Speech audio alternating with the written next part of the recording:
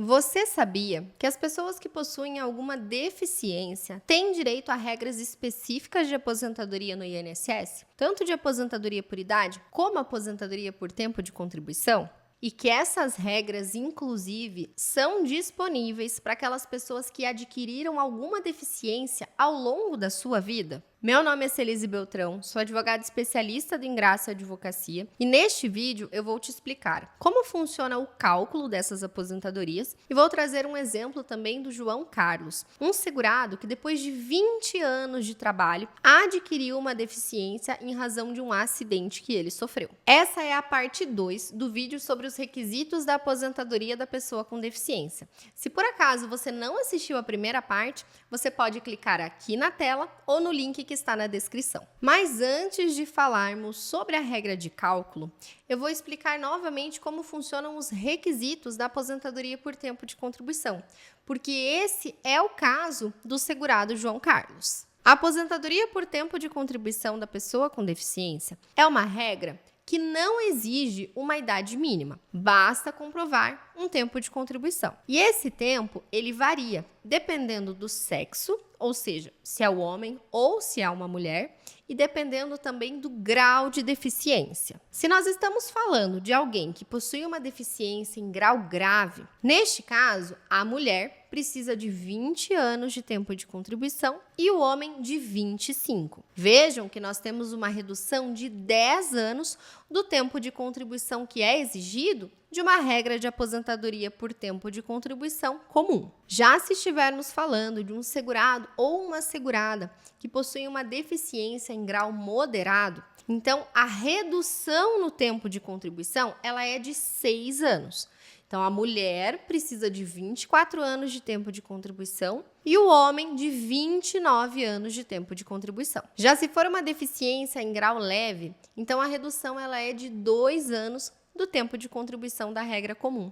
Então, os homens precisam de 33 anos de tempo de contribuição e as mulheres de 28. Com relação à regra de cálculo dessa aposentadoria, primeiro a gente tem que entender como funcionava até a reforma da Previdência, e essa era a forma de cálculo de média de todas as aposentadorias. Era feita uma média dos 80% maiores salários de contribuição desde julho de 1994, sendo esses salários todos atualizados, e o valor da aposentadoria seria essa média integral. Veio a nossa reforma da Previdência em novembro de 2019 e mudou a forma de cálculo dessa média, que é a base das aposentadorias. Então, agora é feita uma média de todos os salários de contribuição depois de julho de 1994, também sendo atualizados. Qual é o porém? O INSS interpreta que nas aposentadorias da pessoa com deficiência deve ser aplicada essa nova regra de cálculo da média, que faz a média de 100% dos salários. Porém, a regra da aposentadoria da pessoa com deficiência ela veio através de uma lei específica que relaciona o cálculo com a normativa antiga, ou seja, a média dos 80% maiores salários de contribuição desde julho de 94. Então, se por acaso você se aposentou por uma regra de aposentadoria da pessoa com deficiência depois da reforma, ou se você conhece alguém que se aposentou e teve esse benefício concedido no INSS, provavelmente você ou essa pessoa tenham direito a uma revisão. Agora vamos ao caso do João Carlos, que é um segurado que tem 40 anos de idade e há 20 anos trabalha como analista de sistemas. Só que em fevereiro deste ano, o João Carlos sofreu um acidente e ele acabou ficando paraplégico. Mesmo o João Carlos tendo adquirido essa condição de pessoa com deficiência somente aos seus 40 anos de idade,